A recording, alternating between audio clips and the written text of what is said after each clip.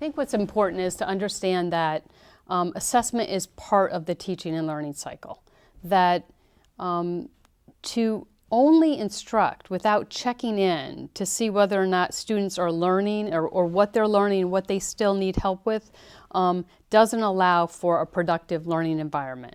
And so for that reason, that very reason, teachers have always assessed students to determine, what have students learned and what do they still need help with. In addition, teachers have used assessments and assessment systems to share with parents how students are progressing academically. And so the experience in both those areas with the common assessments should be no different. As a matter of fact, I believe that there's more benefits to, at times during a school year, not all of the time, but at times, what we planned was 10-week intervals for teachers to give a common assessment.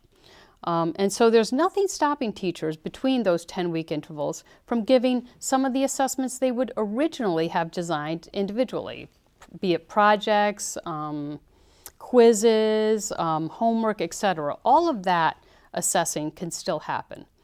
But once, every 10 weeks or so, we check in, kind of like a checkup when you think about it, allowing our teachers to do a few things. One is the assessments that we designed, that our teachers designed, the questions are attached to standards. So it becomes an opportunity to get more from an assessment than I got a B+, which is a good thing, but to get the information that says, well, I've been able to master or show proficiency on these standards and still need to work on these other standards. So it gives the teacher, the student, and the parent that information, which I think is really powerful.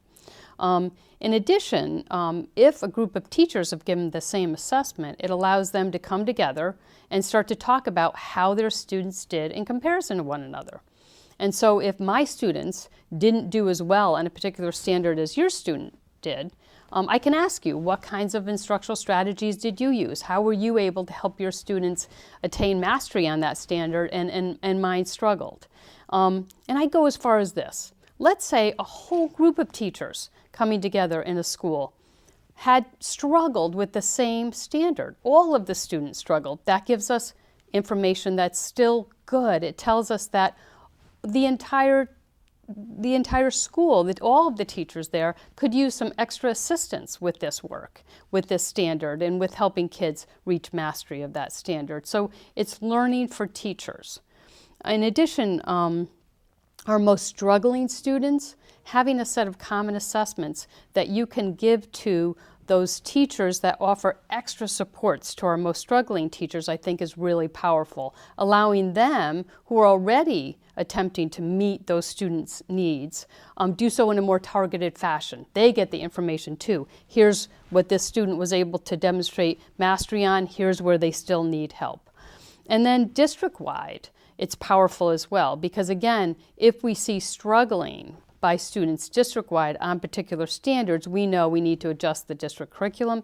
We need to look for more materials and supports, including training. So the entire system is set up really for learning, for student learning, to be able to better target student learning, and for teacher learning, to be able to better allow our teachers to share best practices that are allowing students to attain mastery of the standards that we're teaching to.